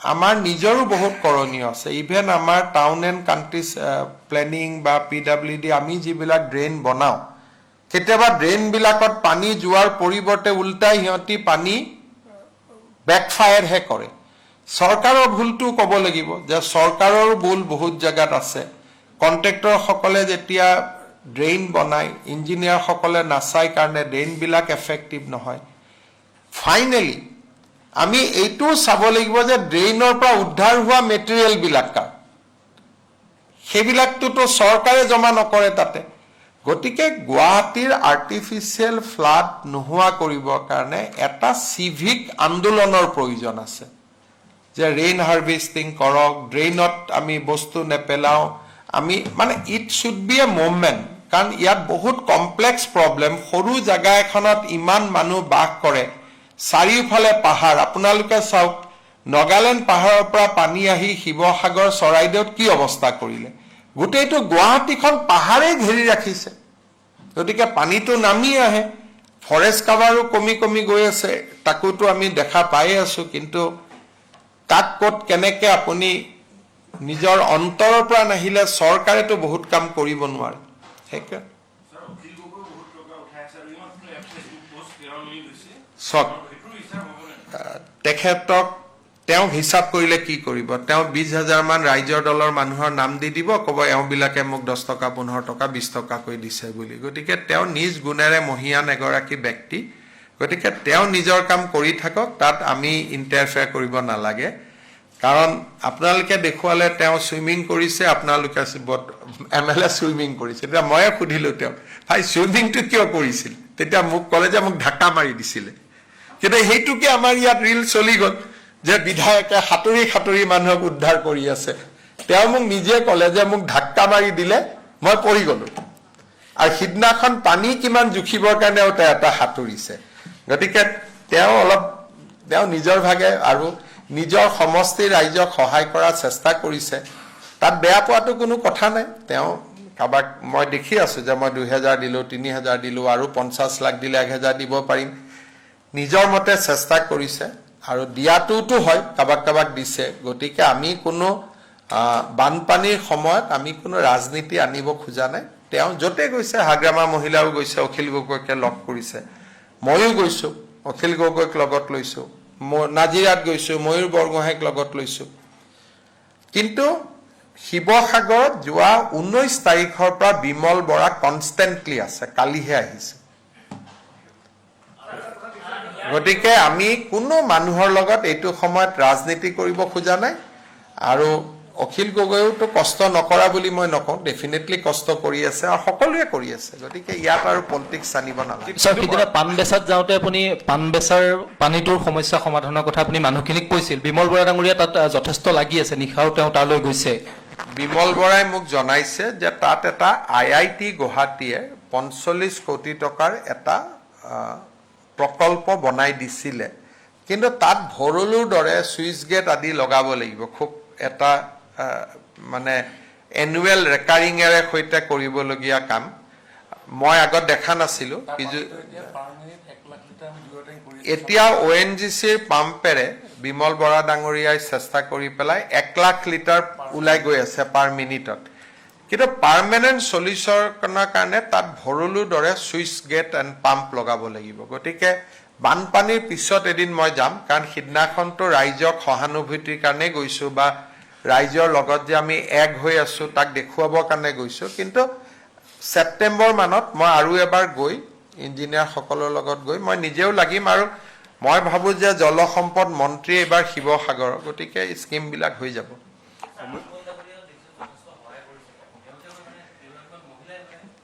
চব এই গোটেই সহায়বিলাক কোনে কি কৰিছে কেইটামান দিন পিছতহে আমি গম পাম, যেতিয়া আমি সন্মান জনাব খুজিম।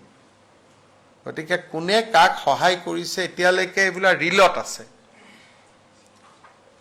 যেতিয়া আমি SDOৰ পৰা ৰিপৰ্ট ল'ম, চাৰ্কুল অফিচাৰৰ পৰা ৰিপৰ্ট ল'ম, কাৰণ আমিতো সন্মান সকলোকে জনামেই।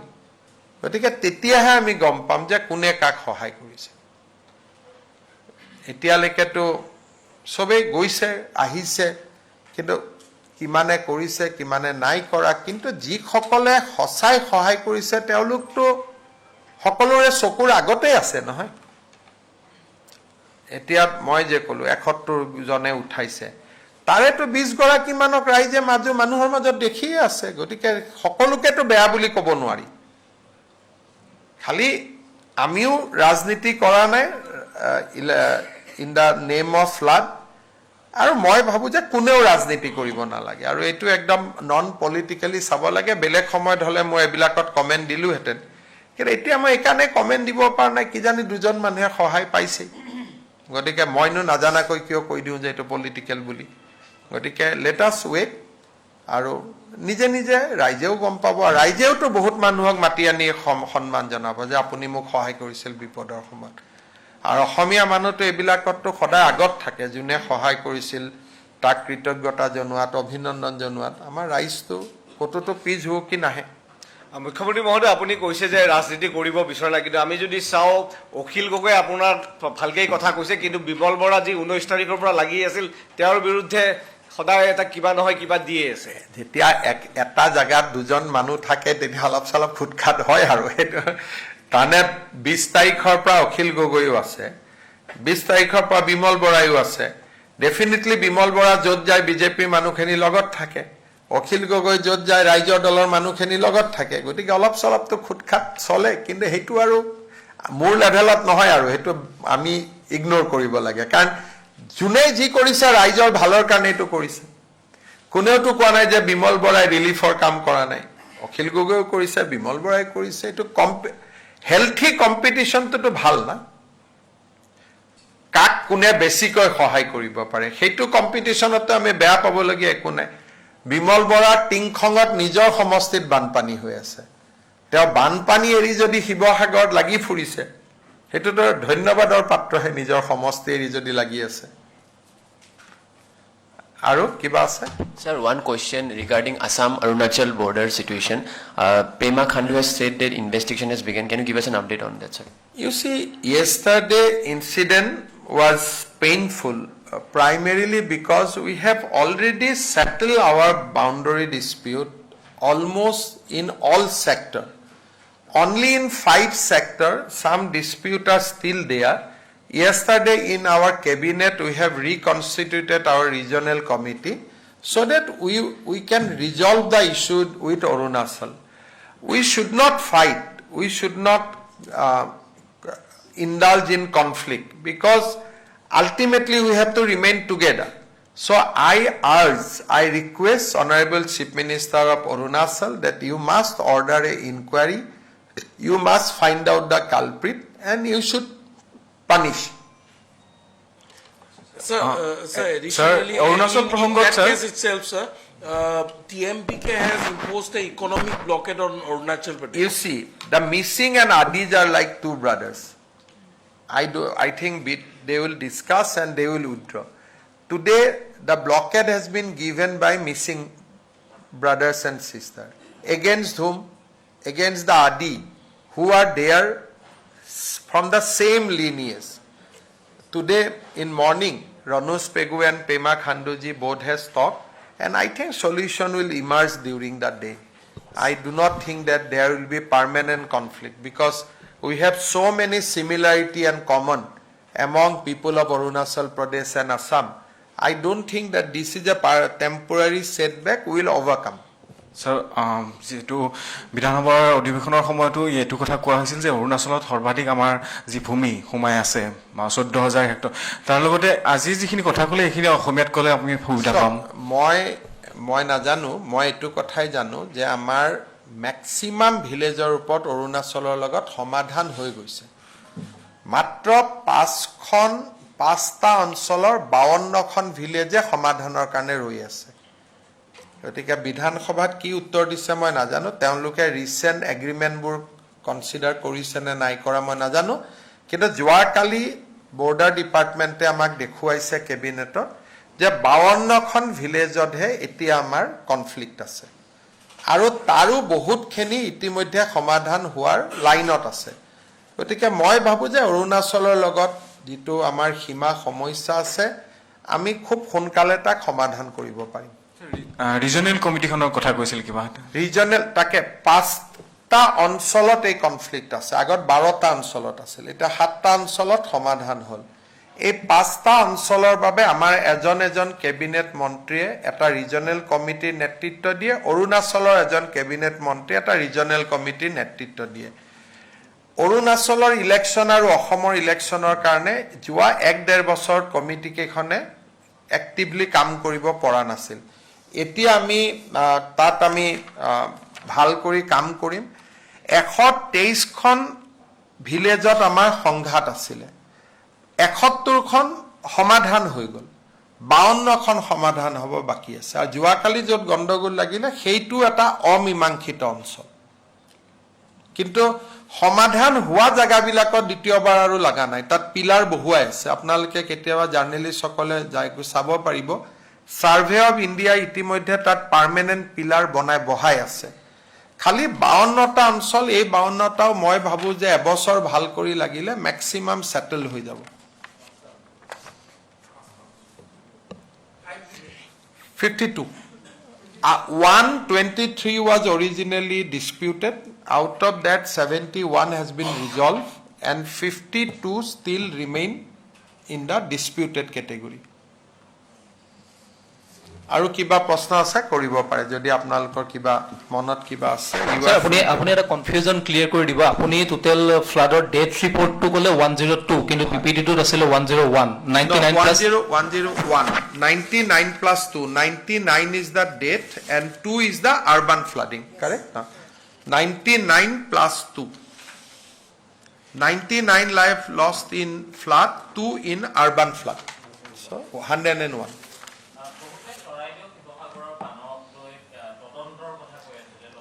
বানক লৈ তদন্ত হয় মই নাজানো তদন্ত কৰাটো আপত্তি নাই যদি কোনোবাই কিন্তু বানক লৈ কি তদন্ত হ'ব কাৰণ লৈতো তদন্ত নহয় কাৰণবিলাক ইউনিভাৰ্চিটি বা শিক্ষানুষ্ঠানে ষ্টাডি কৰে ইয়াত সিবিআই ইডিৰ কি তদন্ত হ'ব তদন্তটো ক্ৰিমিনেল একচনত হয় আৰু এনেকুৱা ঘটনাত ষ্টাডি হয় অধ্যয়ন হয় যে কিয় বানপানী হ'ল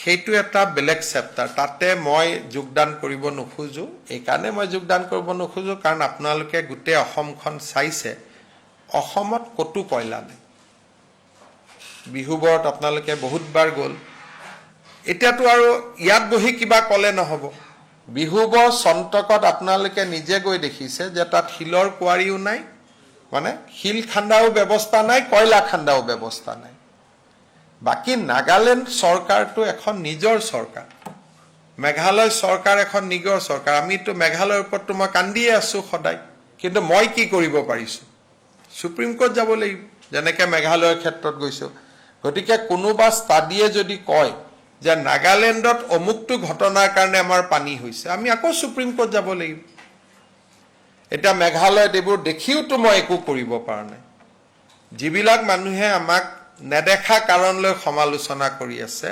ইউএসটিএম তো দেখা কাৰণ এটা সন্মুখতে আছে কিন্তু সেই মানুহবিলাকেতো আকৌ ইউএসটিএমক গালি নাপাৰে তাৰ মানে আমি সব পলিটিক্যালি চাও নহয় এটা মেঘালয়ত কাৰণে গুৱাহাটীত পানী হৈছে মইতো একো কৰিব পৰা নাই জানিও কাৰণ মই অসমৰহে মুখ্যমন্ত্ৰী মইতো মেঘালয়ৰ মুখ্যমন্ত্ৰী নহয় গতিকে মই সংবিধানৰ ৰাস্তা দি গৈছো সুপ্ৰিম কোৰ্টক পিটিশন দিছো যে এটো সলভ কৰক যদি ষ্টাডিয়ে কয় যে নাগালেণ্ডৰ অমুক ঘটনাৰ কাৰণে আমাৰ পানী হৈছে আমি হয় নাগালেণ্ডৰ মুখ্যমন্ত্ৰীক লিখিম নহলে নাগালেণ্ডৰ কাৰণে সুপ্ৰিম কোৰ্টত যাম কিন্তু আমাৰ ইয়াত ইমান বিজ্ঞানী আছে যে আইআইটি ৰুৰকি এবিলাকলৈকে নৰখে নিজে নিজে এটা ডিক্লেয়াৰ কৰি দিয়ে যে সিকলি পিন্ধা সেইনৰ কাৰণে বানপানী হ'ল এতিয়া হিমান ইজিলিটো মুখ্যমন্ত্ৰী এজনে ক'ব নোৱাৰে না যেতিয়া মুখ্যমন্ত্ৰী এজনে কম কালিয়ে ৰিঅ সাহেবে মোক চিঠি লিখিব যে আপুনি যে এইটো কথা ক'লে মোক তথ্য দিয়ক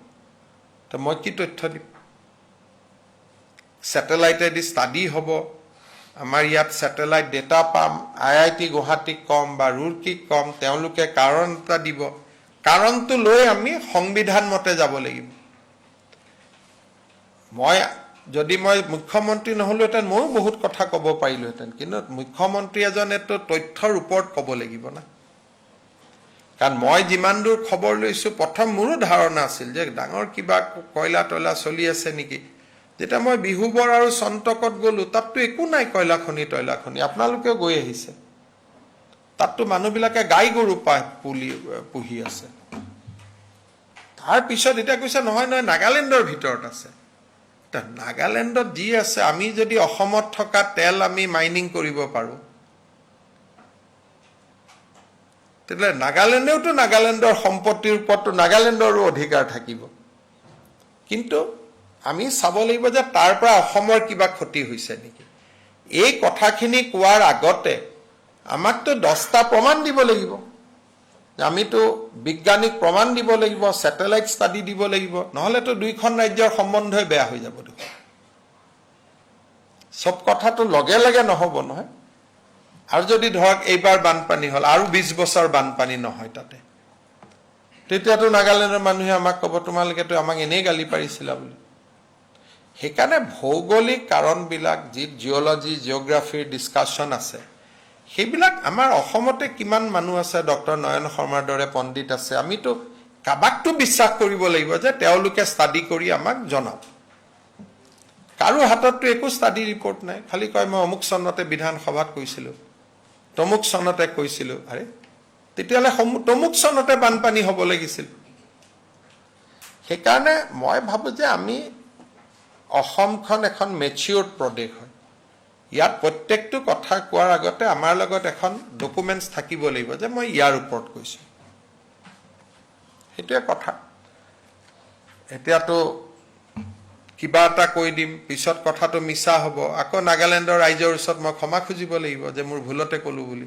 সেইকাৰণে মই যি কম ষ্টাডিৰ ওপৰত কম আৰু ষ্টাডি কৰাত কোনো আপত্তি নাই আৰু যদি ইনকুৱাৰীও লাগে আমি ইনকুৱাৰীও দিম বানপানী হোৱাৰ কাৰণ যদি কিবা সিবিআই বা এনেকুৱা ইনকুৱাৰী দিলে আমি গম পাওঁ তাকো দি দিম হেতু কোনোটো আপত্তি নাই কিন্তু এটোটো আর বানপানীৰ কাৰণটো ইনকুৱাৰীয়ে দিব নোৱাৰে বানপানীৰ কাৰণটো থ্ৰু ষ্টাডি হ'ব লাগিব গতিকে এইবিলাক হল এটা বেলেগ এটা ইকোসিস্টেমৰ কথা মইতো মোৰ আমি ল এণ্ড কনষ্টিটিউচনৰ ৰাস্তা দিয়েতো মই যাব লাগিব ন হ'ব স্যাৰ লাস্ট কোয়েশ্চন এটা আসলে কাজিৰঙা যি ইকো সেন্সিটিভ জোন 10 পৰা 1 কিলোমিটাৰলৈ হ্ৰাস কৰা এটো কোনেও হ্ৰাস কৰা নাই সুপ্ৰিম কোৰ্টে কৈছে যে ইকো সেন্সিটিভ জোন 1 কিলোমিটাৰতে থাকিব হ্ৰাস কৰা কথা নহয় কিলোমিটাৰটোৱে সিমান যেতিয়ালৈকে ষ্টেটে ইকো সেন্সিটিভ জোনটো বনাই নিদিয়ে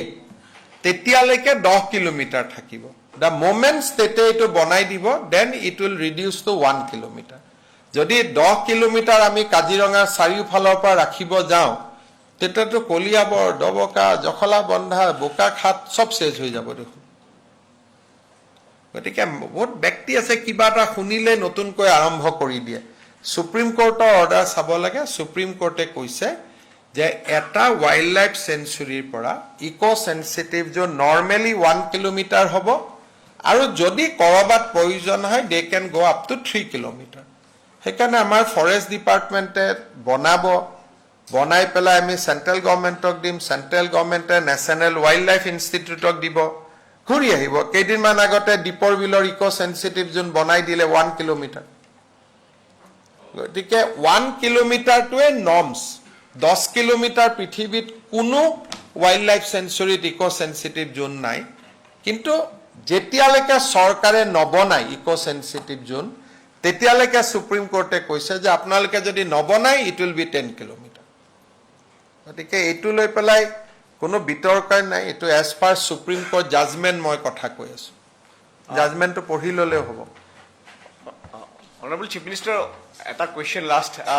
One thing we have seen, the monsoon parliament session is going on since July 28. মই একো ন্যাশনাল নিউজ ফলো কৰা নাই বানপানী মানে মই এটা কথা সুধিব বিচাৰিছো মানে সৰকাৰ হাতত এনেকুৱা কি তথ্য আছে বা লোকেল যিজন member of parliament from particular that area belong to this Charaideo Sivasagar and even that Jorhat role ba kenuka ki dekha paise মই একোৱে মই কলো নহয় একেটা দিন আমি সকলো বানপানীত ব্যস্ত আছো 15 আগষ্টৰ পিছত দিল্লীত যাম তেতিয়াহে গম পাম ক'ত কি চলি আছে এতিয়ালৈকে মই বানপানীৰ বাহিৰত একো চোৱাও নাই আৰু চালেও মানুহে বেয়া পালেহেঁতেন যে অসমত বানপানী হৈ আছে এওঁ আকৌ দিল্লীৰ কথা কৈ আছে গতিকে মই জাষ্ট 15-20 তাৰিখৰ পিছত স্বাভাৱিক অৱস্থা ঘূৰি আহিব তেতিয়া দিল্লীৰ কথা অলপ নলেজত ৰাখিম আৰু আমাৰ এমপি সকলেতো যেতিয়াই বন্ধ পাইছে বানপানীতে আহি আছে গতিকে তেওঁলোকৰ লগত মই বানপানীৰ বাদে বেলেগ কথা পাতা নাই আৰু একেটা দিন